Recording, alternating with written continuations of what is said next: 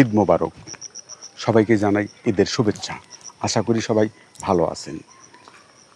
কে কোথায় আছেন, কোথা থেকে দেখছেন মন্তব্য করে জানাবেন। এবং আপনাদের ঈদ কেমন কাটছে? গ্রামের বাড়িতে ঈদ কাটছে, না ঢাকায় বা যার যার কর্ম যে এরিয়ায় বা কর্মস্থল যে সমস্ত এলাকায় যার যার কর্ম সেই এলাকায় আছেন, কি কোথা থেকে ঈদ উপভোগ করছেন সেটাও জানাবেন।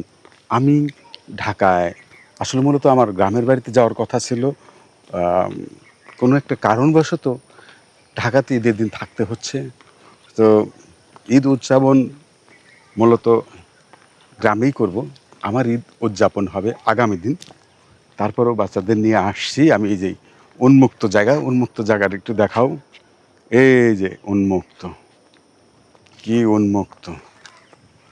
আমি সরলাম, তুমি এইটা একটু দেখাও, এইটা সহ এই আস্তে স্লো করে নিয়ে যাও।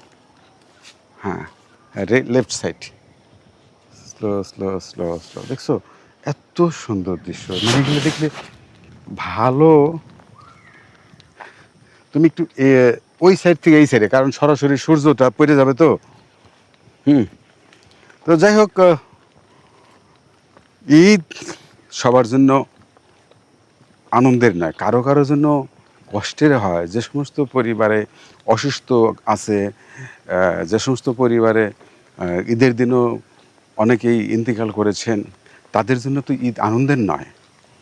যাদের ঘরে অসুস্থ মা বাবা রয়েছে, অসুস্থ শুধু মা বাবা না, অনেকেই অসুস্থ থাকে, সেক্ষেত্রে তাদের বেলায় তো ঈদ আনন্দের হওয়ার কথা না। ঈদ সবার জন্য আনন্দের নয়, এই জন্যই আমি এই কথাগুলো বলি। কারো কারো আনন্দের, কারো কারো কষ্টে। যেমন এই শহর, স্বপ্ন ভঙ্গের শহর, স্বপ্ন পূরণের শহর, ঢাকার শহর।